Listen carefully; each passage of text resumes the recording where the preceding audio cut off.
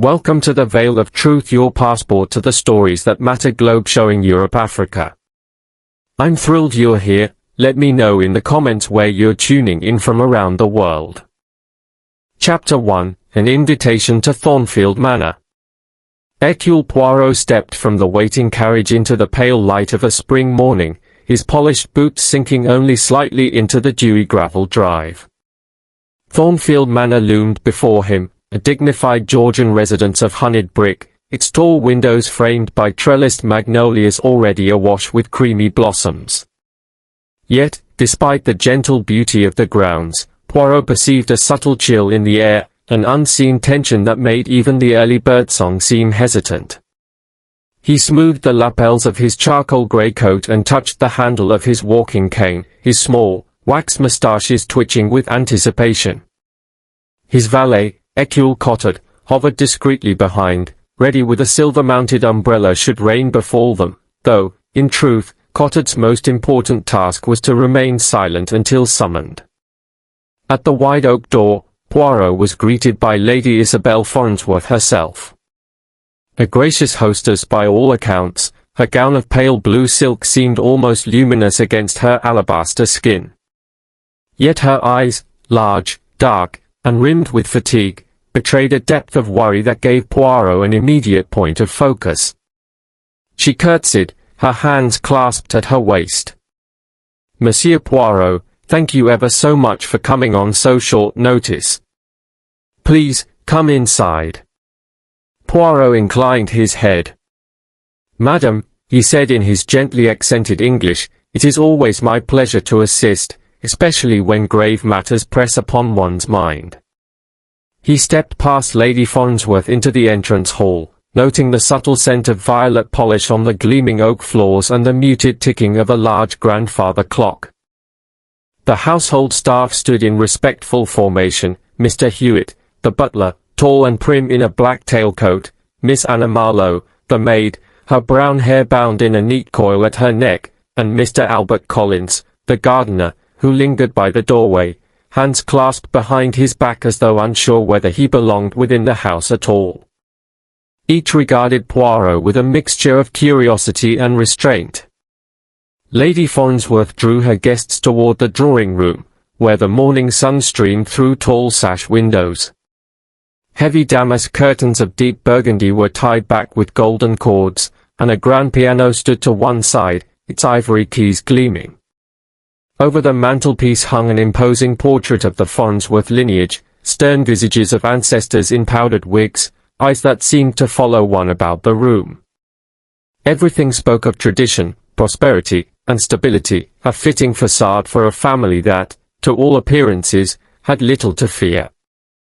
Yet, upon a low table beside the fireplace lay an object that shattered this calm, a silver locket, its clasp open, its chain tangled around a sprig of lilac.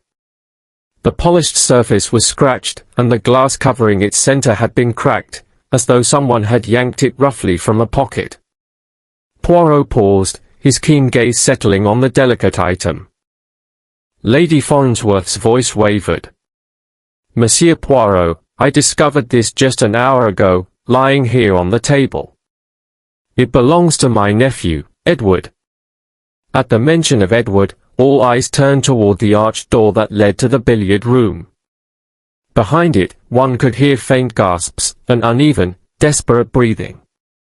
Lady Farnsworth hesitated, then led the way.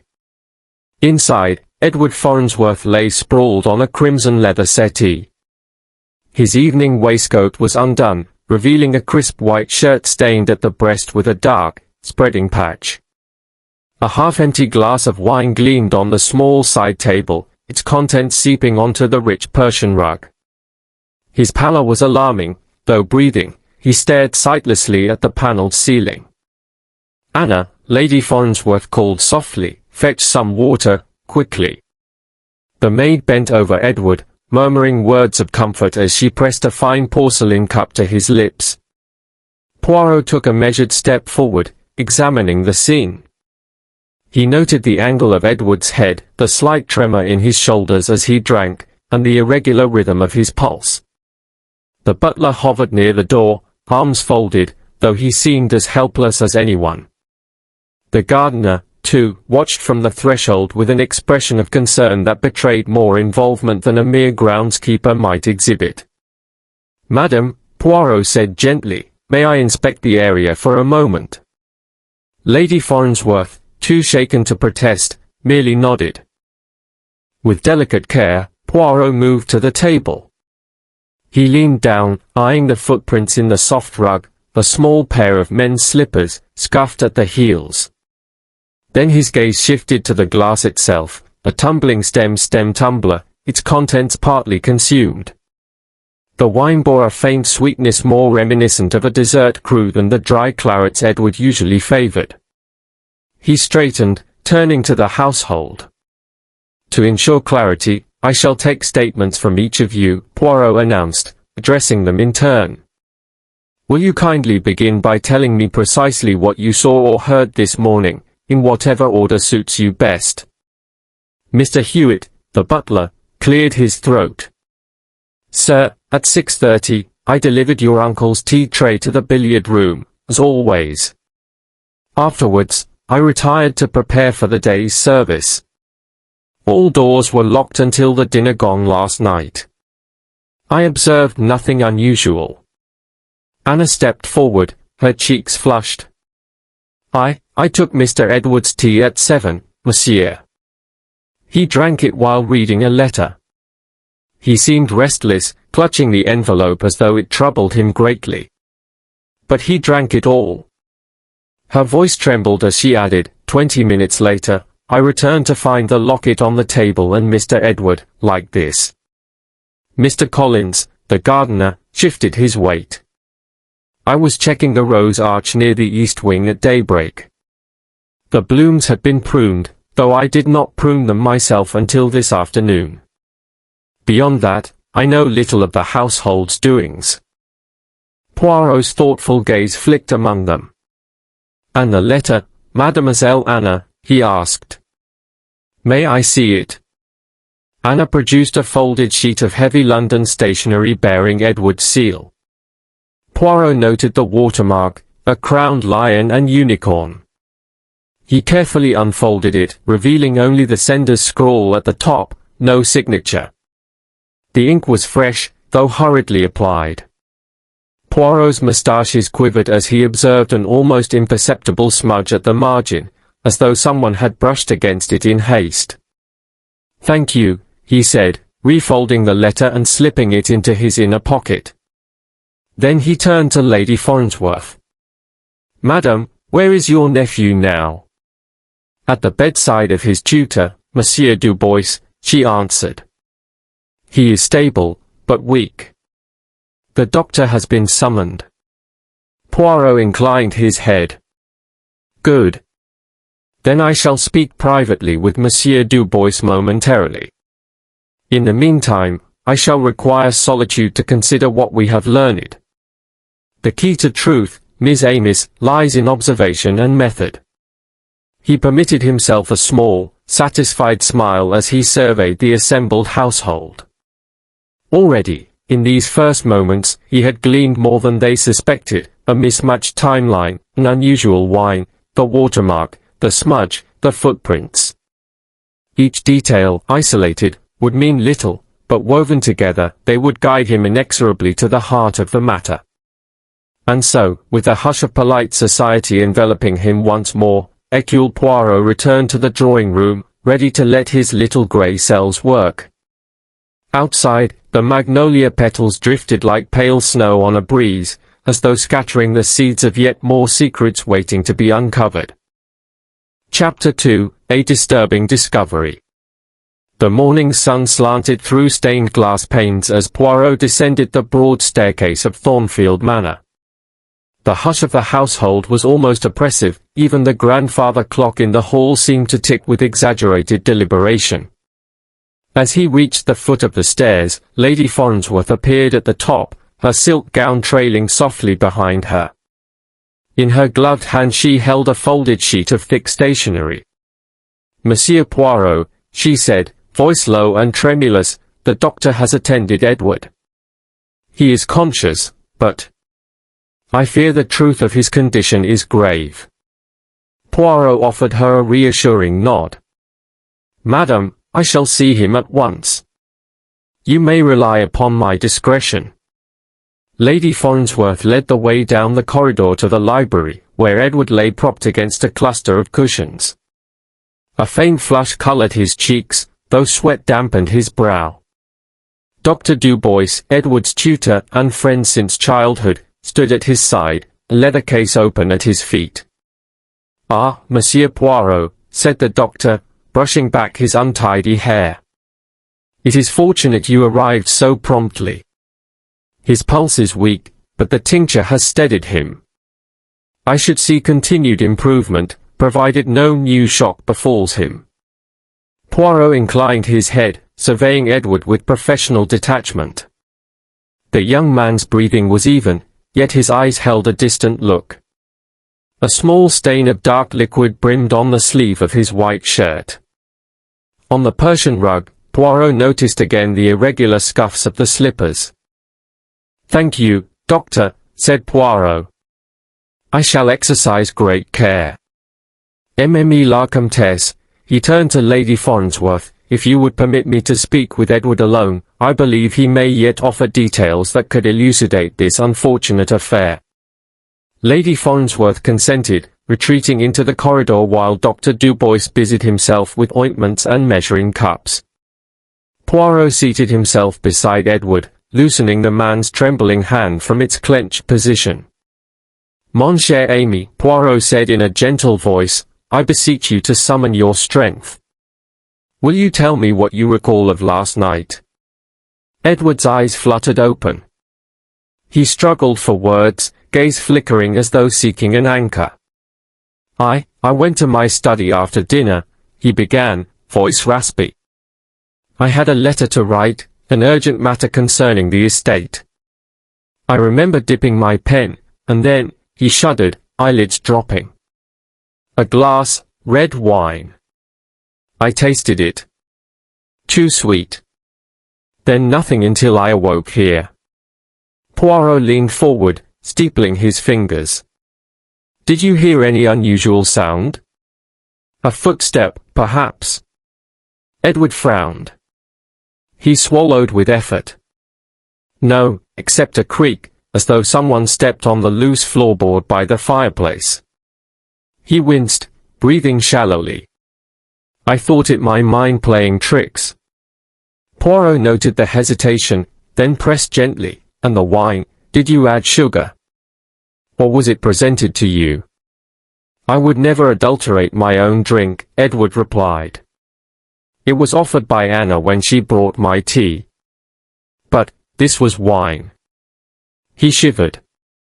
"I did not ask for wine." At that moment, Dr. Dubois entered with a beaker of cooling broth. He held the cup to Edward's lips, and the young man drank gratefully.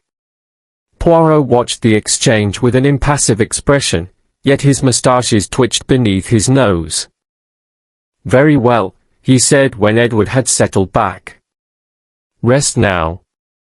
I shall require no further testimony at present." He rose, offering his hand to Dr. Dubois in silent respect. Once the doctor departed, Poirot turned to Lady Farnsworth in the doorway. "Madam, I must examine the study and the scene of the incident. Pray, show me the way." They crossed the corridor and passed through the French doors leading into Edward's study. The room was a testament to scholarly pursuits, floor-to-ceiling shelves lined with leather-bound volumes, a Persian desk that bore the marks of faithful service, and tall windows overlooking the rose garden. Yet beneath this veneer of tranquility lay a tableau of disarray. The desk drawer lay open, its contents rifled. A pile of letters strewn across the carpet, some torn, others scattered. On the writing surface, ink smears formed a spidery pattern, as though something had brushed across wet letters. The crystal decanter beside the fallen glass was half empty, the liquid tinted with a faint odor of almonds. Poirot knelt beside the fallen glass, his eyes narrowing. He sniffed lightly, then touched the rim with a finger gloved in white cotton. Cyanide, he murmured. Almond scent, unmistakable. He rose, turning to Lady Farnsworth. This, madam, is no accident. Lady Farnsworth's hand clutched at her throat. Poison, monsieur. But who could bear such malice toward my nephew? Let us proceed with care, Poirot replied. He moved to the desk and examined the loose letters. These are estate accounts, and here, a letter from a solicitor in London, unsigned, much like the one I observed earlier. See, the seal is broken. Someone sought to conceal the sender's identity. He placed the letters into a clean folder and turned toward the bookshelves. His gaze alighted on a volume pulled partway from its slot. He slipped it free, revealing a hidden niche behind, an envelope marked with the Farnsworth crest. He drew it forth and opened it.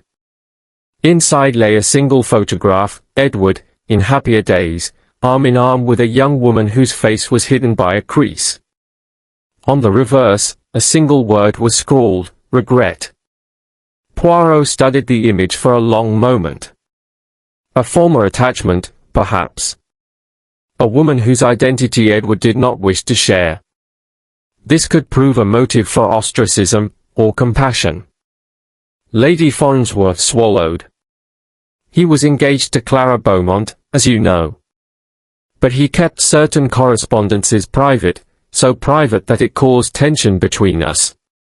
Poirot inclined his head. Indeed.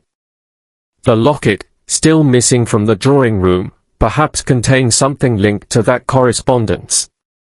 He noted the shape of the lock on the desk drawer. Remark how the hinge here is worn. Someone has forced it open repeatedly. He moved to the hearth. And here, the floorboard is loose, as Edward perceived. A convenient hiding place. Poirot prized up the board, uncovering a small leather pouch. He opened it, revealing a collection of coins, keys, and, what caught his eye, a small vial marked in delicate handwriting, Draconis. An intriguing choice, murmured Poirot. Draconis tincture is used in alchemy, poisonous if misused. A subtle threat, perhaps, or, he held the vial aloft, considering. A planting, to divert suspicion. Lady Farnsworth advanced, breathless. What are we to do, Monsieur Poirot? Poirot replaced the vial and closed the floorboard. We shall preserve this pouch as evidence. Return your nephew's study to order, save this spot for further inspection. And now, I require statements from each member of the household, again, but in private sessions. Something tells me the truth is laid, and not all have spoken frankly. He paused, placing a gloved hand upon the desk. Miss Amis, he said softly, the crime is clear, attempted murder by poisoning. Yet the author of the deed remains hidden among you. I promise you this, no shred of detail, no hint of motive, will be overlooked. Outside, a cloud passed before the sun, casting the garden into sudden shade. Poirot watched the shifting light through the window, as if it mirrored the hidden movements of people's hearts. Turning, he regarded Lady Farnsworth with quiet assurance. Rest assured, madam, he said, I shall illuminate the darkest corners of this mystery. Your nephew's life, and the honor of this family, depend upon it. And with that solemn vow, he strode from the study, his mind already weaving the disparate threads of evidence into a tapestry that would, in time, reveal the identity of the would-be killer. Thus concluded the second chapter at Thornfield Manor, where suspicion and secrecy began to coalesce into a case that would test even the brilliance of Hercule Poirot's little grey cells. Chapter 3, The First Clue. The late afternoon sun slanted through the tall windows of Thornfield Manor, casting long, golden shafts across the polished floorboards of the drawing room. Poirot sat comfortably in a high-backed armchair, his gloved hands folded neatly upon his lap, and his keen grey eye surveying the assembled household. The hush was palpable, each person present felt the weight of suspicion, the sting of uncertainty. A single silver tray stood on the small table before him, bearing the shattered remains of a tumbler and the empty decanter from Edward's study. "Miss Amis," Poirot began in his precise, measured tones, "we have already established that Edward Farnsworth was the intended victim of a most cunning act of poisoning. But to solve this crime, I require more than evidence of intent. I must discover the means by which it was executed, and the motive that drove the hand of the culprit." He paused, allowing the gravity of his words to settle. Lady Farnsworth, seated nearest the window, drew a trembling breath. Her prim composure had been shaken by the morning's revelations, yet she strove to maintain dignity. Behind her stood Mr. Hewitt, the butler, arms folded, lips pursed. Near the door, Anna the maid hovered, her eyes downcast. Beside her, Mr. Collins the gardener leaned against the mantelpiece, his expression inscrutable. Poirot rose and stepped towards the tray. He lifted a fragment of the broken glass carefully with a pair of tweezers and held it to the light. "Observe," he said, turning it in his fingers, "the rim is chipped here, indicating that someone handled it with undue force. But more importantly, note this faint residue upon the lip." He applied a test strip from a small kit he kept in his inner coat pocket. The strip darkened unmistakably. "Cyanide, or a cyanide compound," he confirmed, nodding to himself. "The scent of bitter almonds lingers still in the room." A collective shudder passed through the group. Mr. Hewitt cleared his throat. "Monsieur, if I may ask, how can you be certain it was applied here, and not at the decanter itself?" Poirot replaced the fragment gently. "A good question. Please observe the decanter itself." He gestured to the cut glass vessel on the side table. "It is unmarked, clean, and the wine stain upon its neck corresponds exactly to the red wine Edward described, sweet dessert wine, in truth. Yet if one tests the decanter, no trace of cyanide appears. This suggests that the poison was introduced not into the decanter, but into the emptied glass itself before Mr. Farnsworth drank." Anna gasped, covering her mouth with a trembling hand. "But that means someone knowingly brought him the poisoned glass." "Exactamente," said Poirot. "And that is why we must consider who had both the opportunity and the will to perform such a deed." He turned his gaze to Mr. Collins. "Monsieur Collins, you told me you were in the gardens at dawn. Is it not true that you returned through these doors by the side entrance, passing through the library?" The gardener nodded. "Yes. The library door was ajar, and I paused to inspect the roses before retiring the shears." "Did you notice whether the decanter was in place then?" Collins frowned. "I did not look at it closely." Poirot made a mental note. "Very well. Now, I have examined the blotter upon Edward's desk, and I find upon it a single fingerprint, smudged, yet distinct enough to identify. It is not Edward's, nor is it his tutor's, nor any belonging to this house's staff." He looked meaningfully at the butler. "Mr. Hewitt, may I trouble you to show me your gloved hands?" The butler extended his right hand, clad in soft white glove. Poirot eased the glove off, inspected the finger pads, then replaced it with equal care. He repeated the process with the left. No match. He motioned to Anna, who blushed but offered both gloved hands. Again, no match. "And you, Mr. Collins?" The gardener complied, glove removed. Poirot's eyes narrowed ever so slightly, until the gardener replaced the glove, and Poirot moved on. "None match," he announced. Lady Farnsworth watched impassively, lips pressed in a thin line.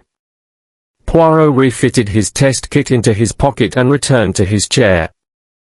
The presence of a third party's fingerprint upon the blotter implies that someone supervised the pouring of poison into the glass. but since the decanter itself bears no trace, the poison was administered after Edward poured his wine. He paused, letting the household digest this. Now, earlier I discovered, in Edward's study, a single auburn hair caught in the locket hinge, a locket now missing from its stand in the drawing room. This hair is not Edward's, nor does it match Lady Farnsworth's silvery strands. Nor Miss Beaumont's dark locks. Nor is it that of any servant here. All eyes turn to the portrait of Lady Farnsworth's late sister, whose flowing auburn hair in the frame mirrored the strand Poirot described. Lady Farnsworth's shoulders stiffened imperceptibly. Poirot continued, the hair in the locket suggests that the object was worn recently by someone wanting to project closeness to Edward. Yet the locket lay open and broken before Edward used the wine goblet. This indicates two connected acts, the removal of the locket and the planned poisoning. Anna stirred. Monsieur, the locket was our family heirloom. I saw Miss Clara Beaumont wearing it in the garden yesterday. Clara's eyes widened in protest.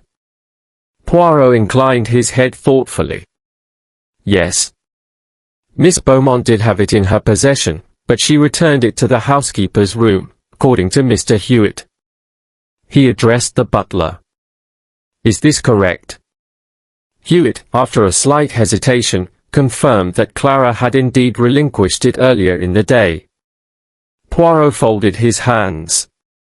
Thus the locket's disappearance occurred after that time. Whoever bore it then had every motive to break it, either to humiliate the lady who lent it, or to conceal a deeper secret within. He rose once more, crossing to the window. Beyond lay the rose arch and gardens. But there is more, pertinent, I believe, to our case. Poirot retrieved a small hand lens from his coat pocket and held it aloft. This lens belonged to Edward. It is one he uses for reading fine print. Yesterday, I discovered upon the convex surface a thin film of powder. The powder matched exactly the residue on the inner facet of the broken glass. He let the lens catch the light between his fingers. The poison was measured with Edward's own lens, a twist of irony, if ever there was one. The household exchanged nervous glances. Dr. Dubois's tutor had access to the study, but he was away attending a local examination this morning. Mr. Collins had access to the gardens and side entrance. Anna had served Edward's tea. Clara had borrowed the locket. Lady Farnsworth admitted tension with Edward over his inheritance. Each harbored opportunity, and perhaps a motive.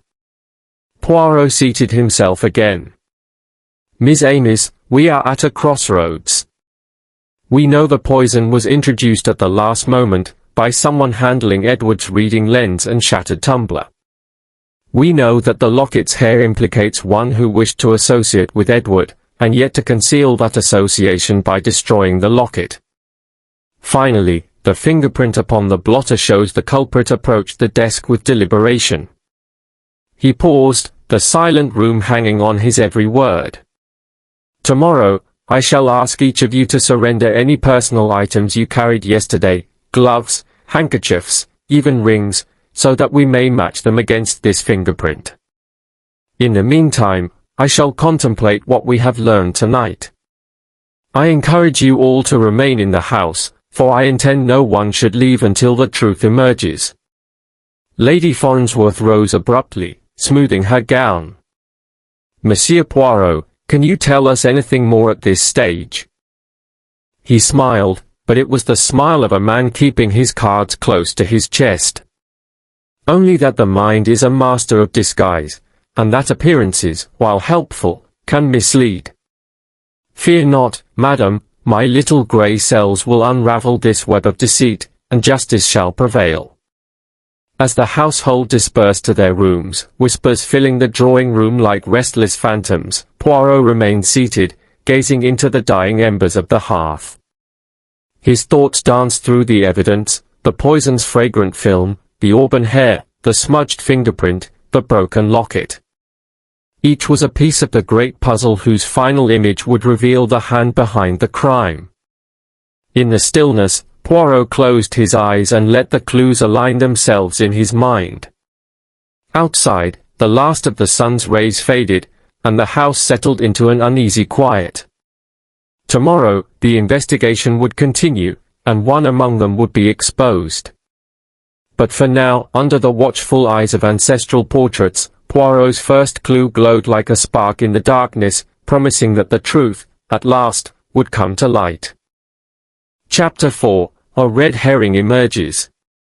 The following morning, a thin mist curled about Thornfield's rose garden as Lady Farnsworth paced the terrace, her embroidered slippers stirring dew from the lawn. Inside, the household stirred with nervous energy, each member bearing the weight of Poirot's scrutiny. Poirot himself stood in the drawing room, examining the perfectly ordinary fireplace poker. A curious detail had caught his eye the previous evening, a faint smudge of dark wax near the hearth. He stored the poker aside thoughtfully and turned to Mr. Hewitt, who hovered nearby. "Pray, recall if you polished these pokers before yesterday's fire." Hewitt adjusted his cuffs. "Indeed, monsieur. I polished them each fortnight with special paste. But last evening, no fire was lit, so I left them aside." "Observe," said Poirot, tapping the poker's head, "the wax olive green, rather than the usual ebony black. Someone has used an unfamiliar candle here, one not kept in the house." He slipped the poker back and handed it to Hewitt. "I shall return it presently." At that moment, Anna the maid entered with a silver tray bearing Lady Farnsworth's morning tea. She brushed past Poirot, glancing anxiously toward the door. In her haste, she nearly tipped the tray. He caught her eye, noting the tremor in her hand. Moments later, Lady Farnsworth emerged from the library, white-gloved hands folded. "Monsieur Poirot," she began, voice unsteady, "I have dreadful news. The locket, missing since yesterday, has turned up in Miss Beaumont's room." A murmur rippled through the assembled guests. Clara Beaumont, standing by the settee, paled visibly. Poirot inclined his head. "Really? May we see where it was found?" Lady Farnsworth led the way up the grand staircase. At Clara's door, she paused, twisting the key in the lock. Inside, on the dressing table beside a porcelain brush, lay the broken silver locket, its chain tangled among discarded ribbons. Clara stepped forward, eyes brimming. "Monsieur, I swear I did not bring it here," she protested. "After you questioned me yesterday, I gave it to Mr. Hewitt for safekeeping. I have not touched it since." Poirot examined the locket, the crack in its center glass, the hair entwined in its hinge. He turned it over in his hand and found, on its back, a faint smudge of violet polish, the same scent he had noticed on the drawing-room floor. He raised an eyebrow. "Miss Beaumont, have you ever used such polish?" She shook her head, choking back tears. "Never. I use only rosewater-scented creams." Anna started. "Madame uses violet polish, I remember, to shine the banisters." She glanced swiftly at Hewitt. "Madame's rooms are the only ones with that scent." Lady Farnsworth's lips thinned. "But I have not touched the locket." Her gaze fell to the carpet, where Poirot spotted tiny floral fibers, threads matching Anna's housemaid's cap. Poirot's little grey cells whirled. Here was a flourish of evidence seemingly pointing to Clara, yet also implicating Anna, given the fibers. The locket's reappearance in Clara's boudoir seemed too convenient. Had someone planted it to misdirect suspicion? Poirot pocketed the locket and led the way back downstairs. "Miss Amis," he said, "we have before us what appears to be a confession by circumstance. But note this, the wax on the poker, the violet polish on the locket, the fibers, each element belongs to a different person. A single culprit could not bear them all. The group exchanged uneasy glances. Clara's tears dried as anger flared in her eyes. Anna bit her lip, shoulders stiff. Lady Farnsworth drew herself erect as though bracing against a gale. "That," Poirot continued, "is our first red herring. A scene created to scatter suspicion widely. The true culprit plants disparate clues to confuse us. We must look instead for the constant, the one detail that links the poison to its source." He returned to the poker and lifted it, noticing for the first time a faint monogram etched at its base, AF. The initials matched Edward Farnsworth's signature. Poirot frowned. Monsieur Farnsworth favored this tool to coax logs into the grate. But last night, no fire burned here. Someone took it down, used it to stir a hidden candle of unfamiliar wax, and replaced it to deposit that green residue. Why? Lady Farnsworth's breath caught. Hewitt swallowed. Anna glanced at the door. Clara frowned. No one spoke. Poirot placed the poker on a side table. This was staged to suggest entry through the hearth, perhaps even to imply a secret passage long rumored to exist here. Yet no such passage has been found. Our culprit wants us to chase phantoms. He turned to Lady Farnsworth. "Madam, pray tell me how many days ago your nephew's fire was extinguished." She started. 3 days, I believe. He has not used the fireplace since taking to his study. Poirot nodded. Then the poker had been untouched, until last night. And the green wax is fresh. Clearly meant to mislead us.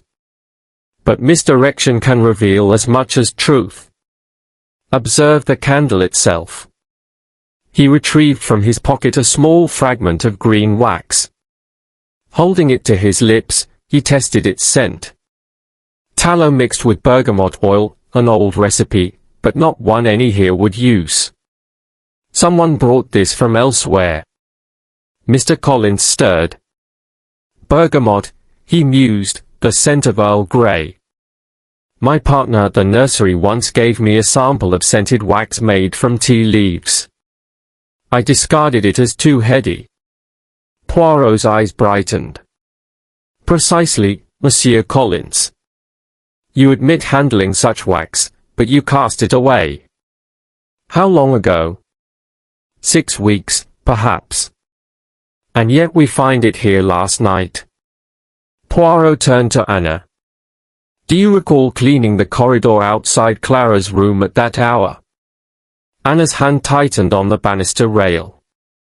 I only dusted before breakfast. Then how did the green residue appear both here and by the fireplace? Poirot paused to let the question resonate. Our red herring was not random, it was deliberately placed where it would be discovered, pointing to a non-existent secret entrance. But the source of this wax is known only to one household member. He seated himself, glancing at each face in turn. We shall require explanations and alibis anew, for the smoke of false clues has yet to clear. Meanwhile, I shall study these items further. He tapped the poker. This will remain under my guard. Clara squared her shoulders. Monsieur Poirot, if I am innocent, let me prove it. I will gather my own alibis. Anna bit her lip. As will I. Lady Farnsworth simply nodded, eyes distant. Mr. Collins crossed his arms, watching Poirot as though daring him to uncover the truth. Poirot rose. Very good. Tomorrow we reconvene. Until then, I advise restraint.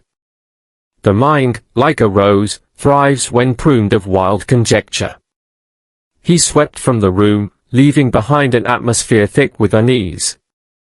Each member of Thornfield Manor retreated to their quarters, minds racing with suspicions both of themselves and of one another.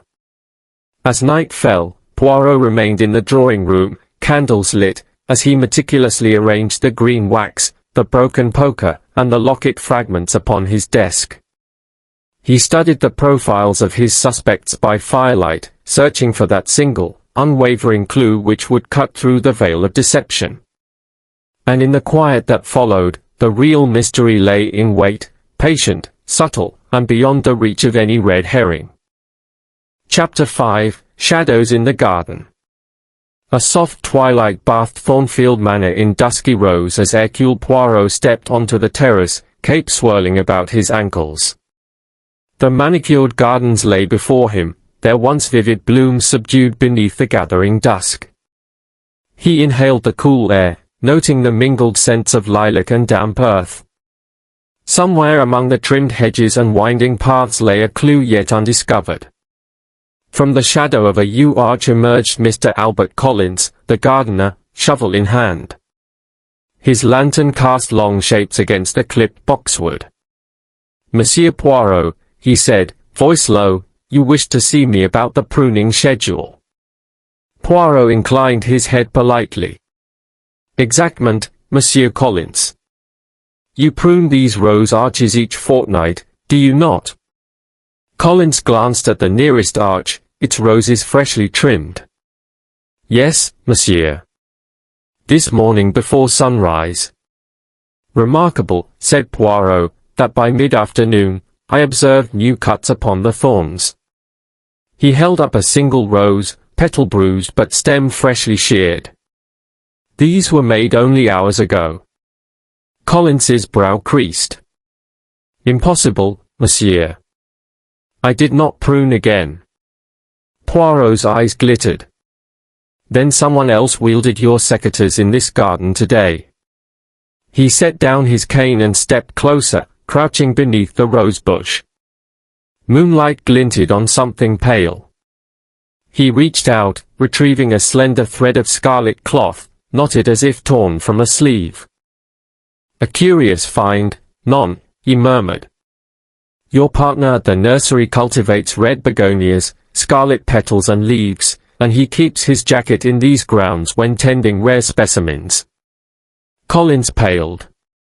"Yes, but he left weeks ago, back to London." "And yet his cloth remains," Poirot observed, smoothing the thread between gloved fingers. "Consider, this thread bears no fresh soil, indicating it was placed deliberately upon the rose stem, not carried here in haste." Collins's gaze fell to the grass. "Monsieur, I wish I could explain." Poirot rose, his posture elegant and assured. "Mon ami, you need not, yet. I merely note that someone wished us to believe the gardener untruthful, and thus cast suspicion upon you." He brushed a speck of dirt from his glove. A red herring in full bloom. They passed beneath an iron gazebo, its lattice blanketed by wisteria. Poirot paused, lifting a fallen blossom. "But here is something more telling." He pointed to a slight depression in the gravel path. "A footfall too deep for a gardener's boot. And see how the stones have been recently disturbed, evidence of something hidden beneath." With Collins's assistance, Poirot knelt and scattered the gravel aside, exposing a small wooden box, its paint chipped and edges worn. He prized it open to reveal a collection of letters, tied with a ribbon of lilac silk. The handwriting was delicate, looped, far different from the firm script of Edward Farnsworth. Poirot read the topmost letter silently, then replaced the stack. "Letters of import, methinks, secrets writ beneath the very noses of this household." He stood, placing the box carefully in Collins's hands. "Monsieur Collins, deliver these without delay to Lady Farnsworth. They shall require her scrutiny." As they returned to the house, lanterns flickering against stucco walls, Poirot paused at the terrace steps. He regarded the thread of scarlet between finger and thumb. The strip of cloth, the disturbed gravel, the lace of those letters, all point to someone who moves unseen, planting clues to hide their own trail. Inside the drawing room, the household had gathered as requested. The chandelier's candlelight danced across portraits of stern ancestors. Lady Farnsworth and Miss Clara Beaumont stood near the hearth, while Anna the maid hovered by the door, and Mr. Hewitt stood at attention. Mr. Collins entered, carrying the wooden box. Poirot took the box and lifted the lilac-bound letters. "Miss Amis," he began, voice resonant, "here are correspondences once thought secure, now revealed in the garden's shadows." He tapped the ribbon. These letters were hidden beneath the gravel, hidden, that is, until someone sought to obfuscate a greater secret. Clara drew in a sharp breath. "Those are my mother's handwriting," she whispered. "She was deceased before I came to Thornfield." Poirot looked at her kindly. "Then someone forged them, or repurposed them to mislead."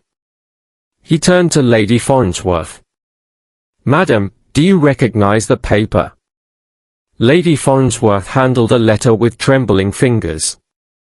"Yes, it is the same stationery used throughout the house, but this ink is different, darker, more viscous." Poirot closed his eyes briefly, steepling his fingers. "A clue indeed. Our culprit sought to harness every household connection, the gardener's grounds, the lady's stationery, the fabric of Leslie's jacket, to scatter suspicion, red herrings blooming in every direction." He held up the thread of scarlet. "This strip was tied to mislead us to Mr. Collins. The letters were staged to implicate Miss Beaumont. Yet the true motive remains veiled. Why these items? Why this garden?" Mr. Hewitt cleared his throat. "Monsieur, may I offer an observation? This garden conceals the door to the wine cellar, used only by the family and close servants." Poirot's gaze sharpened. "Aha!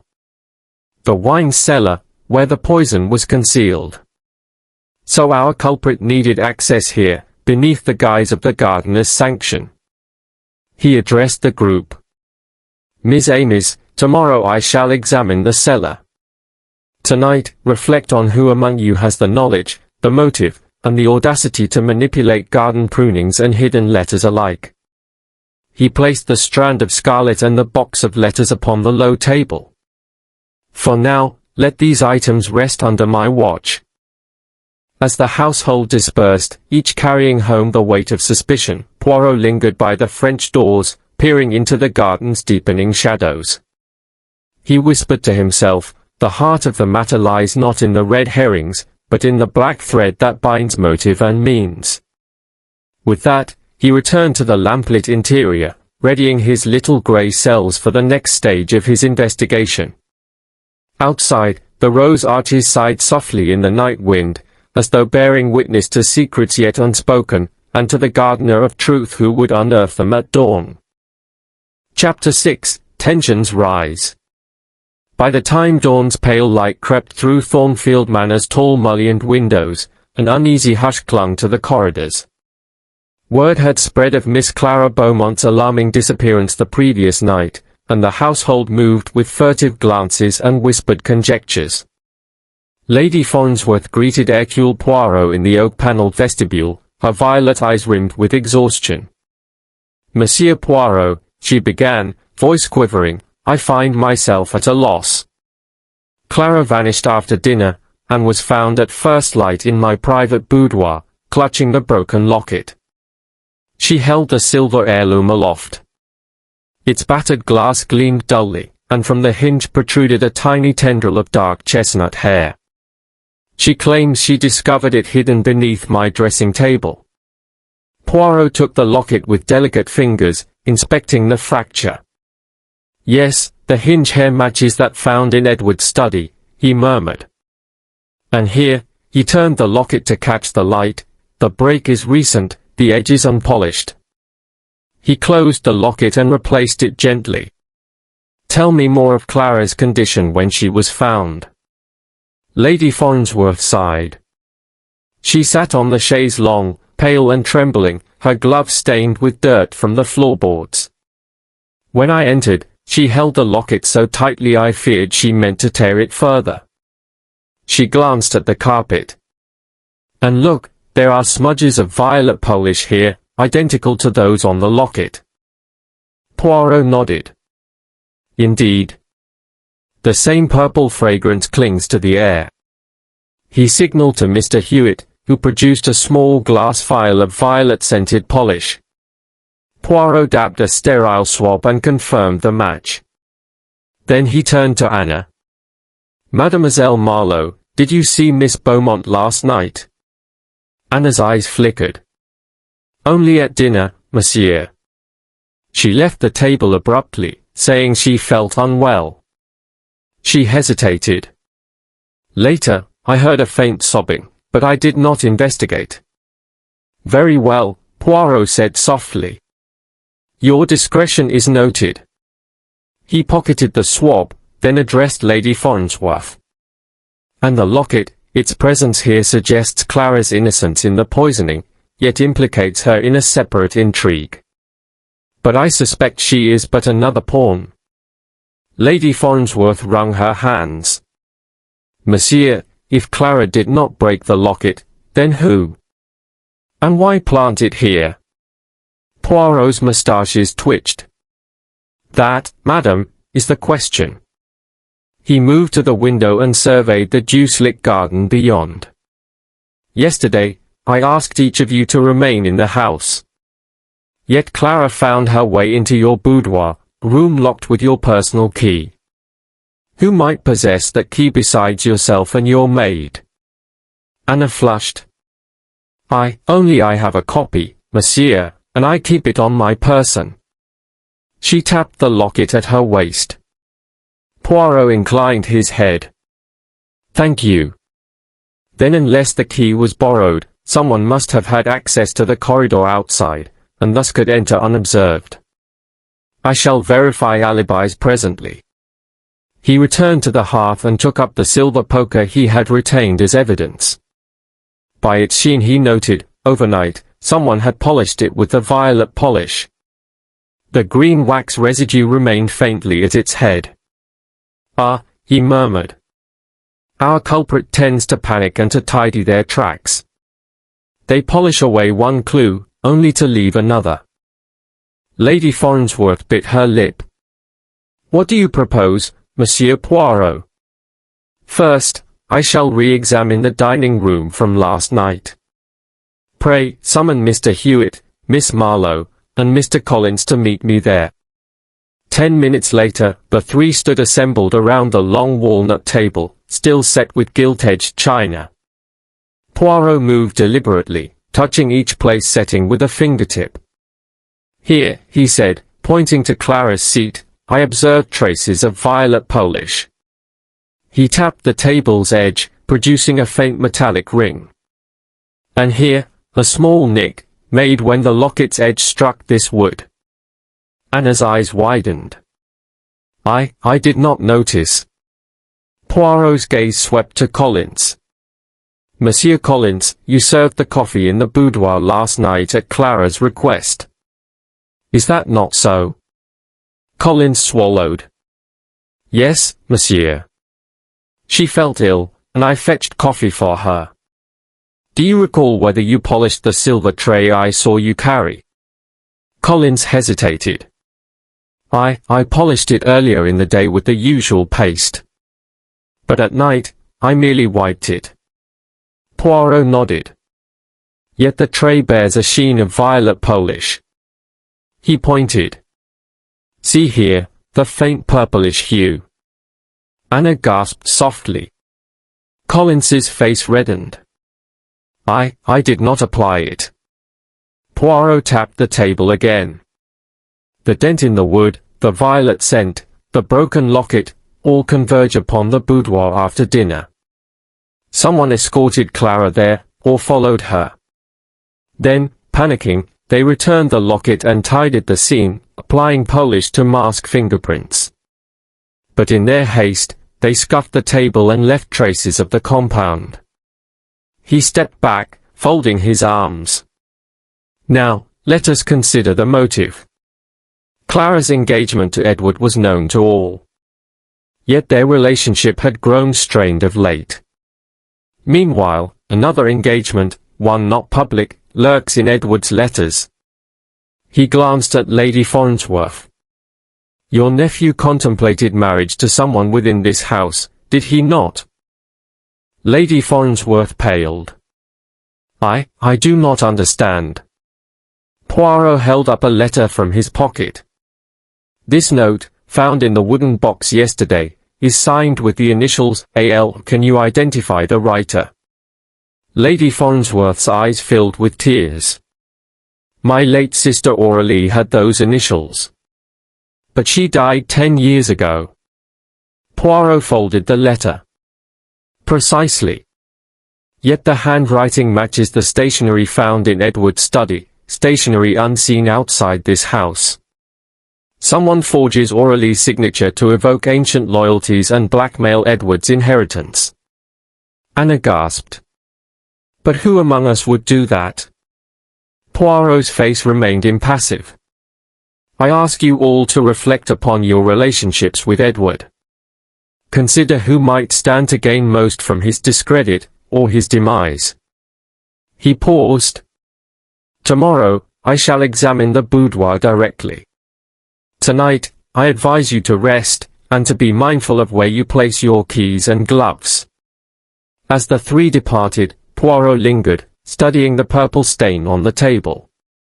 He closed his eyes, allowing each clue to array itself, the violet polish, the chestnut hair, the splash of green wax, the forged letters, the scuff in the wood. Each was a note in a complex chord. The resolution would come when he discerned the harmony among them. Later that night, Lady Farnsworth crept to Poirot's door and knocked softly. He admitted her, and she entered, voice hushed. Monsieur, I fear Clara is in grave distress. She insists she did not plot against Edward, yet I cannot soothe her.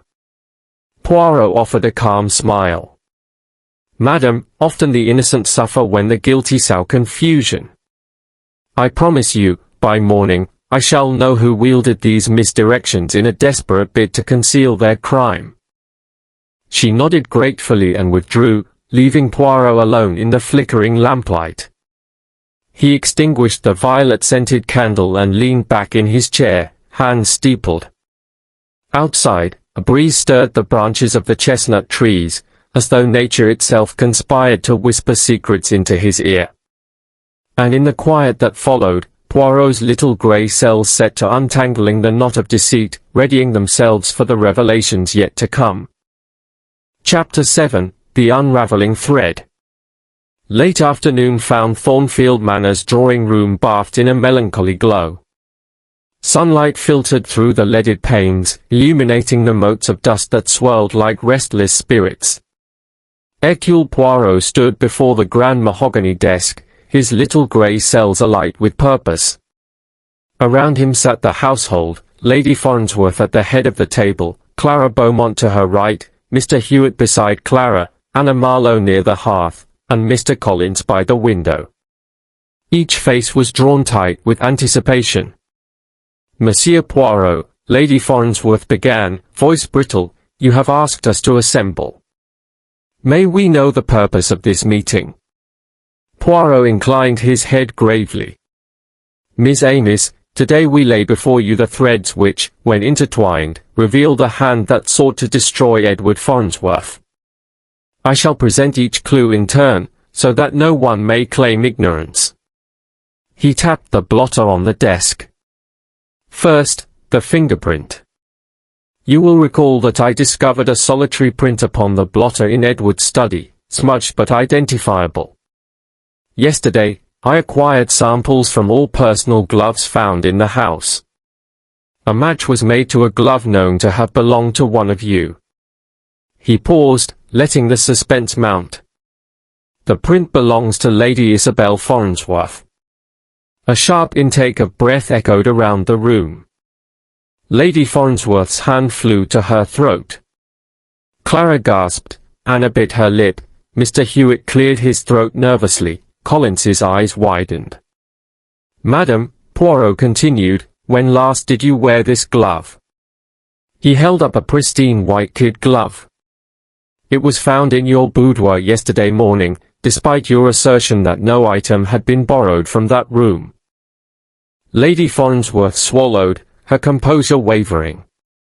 I wear gloves when I walk in the garden, she stammered. But I did not enter Edward's study yesterday. Poirot nodded. Indeed, you did not claim to, but the fingerprint places your fingertips upon the blotter shortly before the poison was administered. That blotter sat upon the desk, you used it to pen a letter in my presence yesterday afternoon. Lady Farnsworth's gaze dropped. Poirot moved to the fireplace, picking up the broken locket.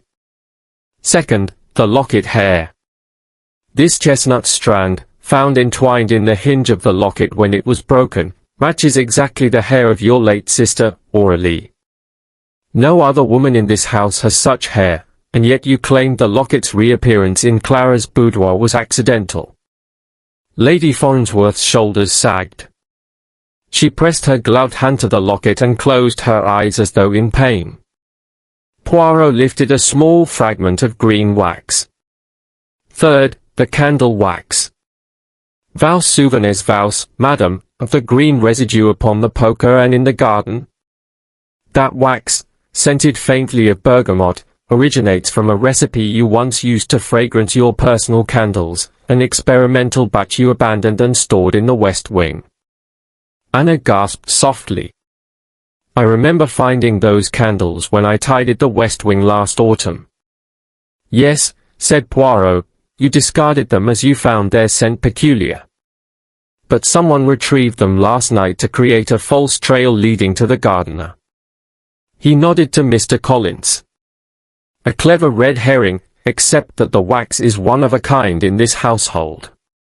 Lady Farnsworth's lips trembled. Monsieur Poirot, I can explain.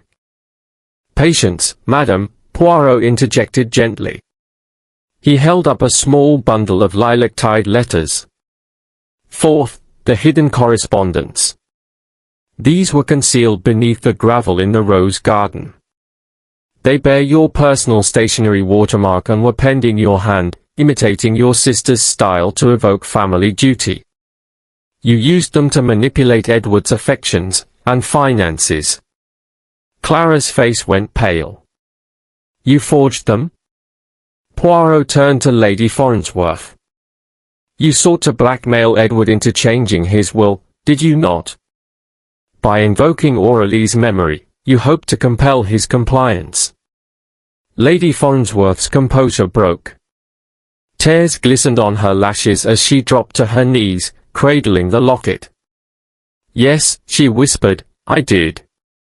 Edward discovered that I had arranged with a solicitor to contest his inheritance in my favor. He threatened to expose me, to ruin me. Poirot leaned forward, voice soft yet firm. And so you planned to silence him. You watched him retire to his study, then slipped in behind him. You fetched his reading lens from the desk, knowing he used it to read the fine print of his letters, and measured out the cyanide powder upon its surface. When he poured his wine, the poison fell into his glass. Lady Farnsworth closed her eyes, as though to shut out the reproach. I only meant to frighten him. But he saw my plan, and when he confronted me, I panicked. Her voice trembled until it broke. Poirot pressed on, disregarding the tears. After Edward drank the wine and faltered, you realized your attempt had gone too far. In your haste to conceal your involvement, you broke the locket that he held, as though its fracture might mar his memory of your family. You retrieved that same locket and, in panic, planted it in Clara's boudoir to divert suspicion. You applied violet polish to the boudoir tray and to your poker, believing the scent would erase your fingerprints. Lady Farnsworth's shoulders heaved. I am ruined, she whispered. Poirot regarded her with measured compassion. The law will take its course, madam. But now you have confessed, the truth may bring some peace to the household you love. Clara knelt beside her aunt, smoothing her hair. Anna stepped forward, clasping Lady Farnsworth's hand gently. Mr. Hewitt covered his face with a folded handkerchief, and Mr. Collins stood silent, eyes downcast. Beyond the windows, the first faint star of evening winked into being. Poirot replaced the letters upon the desk. "Miss Amis," he said quietly, "the order of justice is restored. Your nephew's life, and the honor of this house, may yet be saved through mercy and contrition." Lady Farnsworth looked up, tears shining in her eyes. "Thank you, Monsieur Poirot. May your kindness exceed your brilliance." Poirot offered a small bow of his head. "Madam, my duty is to the truth, and to the preservation of human dignity." He paused, then turned to Clara and Anna. "You, too, have suffered much. I trust that, in time, you will find comfort once more in the safety of these walls." With that, the gathering dispersed, leaving Poirot alone beside the desk. He gazed at the scattered fragments, the locket, the letters, the fingerprint kit, before gathering them with a sigh of satisfaction. His little grey cells had triumphed again, unraveling the threads of deceit until only the truth remained. Outside, the night deepened, and Thornfield Manor, at last, lay peaceful under its canopy of stars. Chapter 8, Poirot's Grand Revelation. Late that evening, the household assembled once more in the library. The air was charged with anticipation, even the portraits of stern Farnsworth ancestors seemed to lean forward, as though eager for the final chapter of this drama. Poirot stood by the hearth, as ever the picture of poise in his grey morning coat, his little grey cells alight with satisfaction. "Miss Amis," he began, "tonight we draw together the threads of this intricate tapestry. I shall recount the sequence of events, and then reveal the final pieces that bring all to light." He moved to the desk and placed upon it the key items of evidence, the broken locket, the reading lens, the vial marked Draconis, the green wax lamp fragment, and the precious letters bound in lilac ribbon. "First," Poirot said, pointing to the lens, "our victim, Master Edward Farnsworth, sat at his desk to read urgent correspondence concerning his uncle's will. He reached for his magnifying lens, an instrument he uses for fine print. It was here that our culprit measured the cyanide, knowing that the powder's bitter almond scent would be suspected, yet thoroughly dissolved in wine. He tapped the vial. This tincture, Draconis, is the means by which the poison was preserved. Familiar to only a few, it was found hidden beneath the study floorboard, among Edward's personal effects. Its origin can be traced to Lady Farnsworth's late sister, Aurelie, who dabbled in herbal tinctures, a legacy dear to her memory. Lady Farnsworth's eyes brimmed, but she said nothing, her gaze fixed upon the lens. Poirot continued, "When Edward poured his dessert wine, the cyanide dissolved instantly. He drank, faltered, and collapsed, just as you, madam, had intended when you discovered his determination to alter your inheritance." He paused, allowing the weight of his words to settle. "Your motive was clear, apprehension that your nephew's threat would leave you destitute, thus driving you to a desperate act of familial betrayal. Yet you were cautious," Poirot went on. "You staged several red herrings. The broken locket, with its chestnut hair of Aurelie, was placed in the drawing room to suggest Edward clung to memories of a past romance.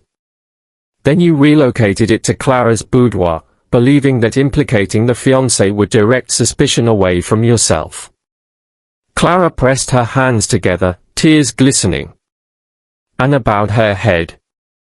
Mr. Hewitt shifted uncomfortably, and Mr. Collins stared at the floor. "Next," Poirot said, lifting the shard of green wax fragment, "you applied this rare bergamot-scented wax to the poker and to the garden floor. By doing so, you directed our suspicions toward the gardener, fabricating a secret entry through the patio and the rose arch." He lifted the handful of lilac-tied letters. "These forged correspondences, composed on your personal stationery and written in your hand, but signed A.L. for Aurelie Farnsworth, were hidden beneath the gravel in the garden. Their purpose was to intimidate Edward with familial obligation, thereby coercing him to comply with your will. In this, you misused your sister's memory as a tool of manipulation. Poirot turned to Mr. Hewitt. Your observations of the violet polish in the boudoir and on the poker were accurate. Yet you did not apply it at night, you merely polished in the daytime as per routine. Madame borrowed the same polish, and, in panic, used it to wipe away her fingerprints. Unfortunately, the distinctive violet hue gave her away. Lady Farnsworth's shoulders trembled, but she remained composed. Poirot's tone softened. Madam, you were a loving aunt who believed herself entitled to the Farnsworth legacy. When Edward threatened your security, you perceived no other recourse. Though your crime was grave, your remorse now speaks to your humanity. He addressed the entire assembly. Let us not forget Anna and Clara. Though they were the focus of suspicion, their only crime was devotion, to Master Edward and to Lady Farnsworth, respectively. Anna, you acted only out of loyalty. Clara, your love for Edward was genuine, though tested by doubt. Clara took her aunt's hand. I forgive you, she whispered. Poirot inclined his head. Lastly, Dr. Dubois attended Edward through his recovery, treating the poisoning with an antidote derived from the very tinctures entered in his medicine cabinet. His swift action prevented tragedy. Dr. Dubois, summoned as a silent witness, gave a modest nod. Poirot stepped back. And now, Miss Amis, all is explained. The murderer, Lady Isabel Farnsworth, has admitted her guilt. Yet let us temper justice with mercy. The law will take its course, but within the walls of Thornfield Manor, healing may begin. Lady Farnsworth rose unsteadily. I shall confess to the magistrate at once, she said, voice firm. But first, I must see Edward, and beg his pardon. Poirot offered a gentle smile. Your courage in facing consequence honors you, madam. I shall accompany you. The household dispersed, leaving only Clara, Anna, Mr. Hewitt, Mr. Collins, and Poirot in the library. Clara placed her hand upon the locket. Monsieur Poirot, how did you suspect Lady Farnsworth so surely? Poirot's grey eyes twinkled.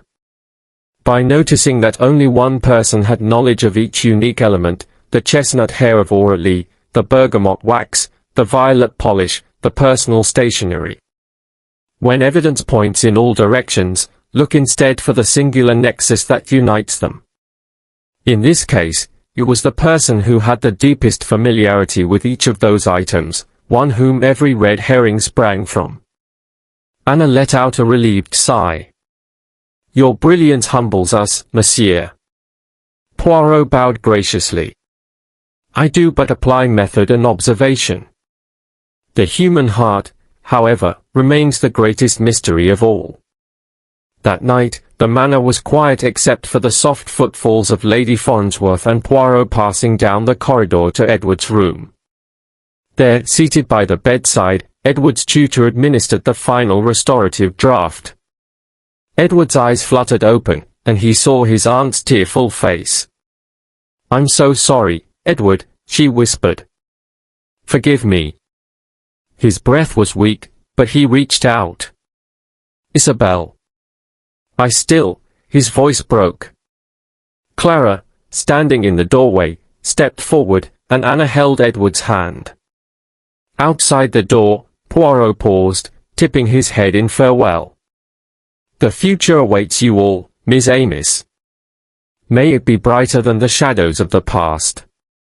And so, with Thornfield Manor restored to peace, though forever marked by lessons in love, jealousy, and the perilous edge of desperation, Hercule Poirot took his leave at dawn. His silhouette retreated down the drive, moustaches impeccably waxed, cape flapping as he vanished into the mist, his little grey cells already engaged upon the mysteries yet to unfold elsewhere in the wide world. Thus ends the tale of The Scarlet Thread at Thornfield, a testament to the triumph of truth and the enduring power of compassion.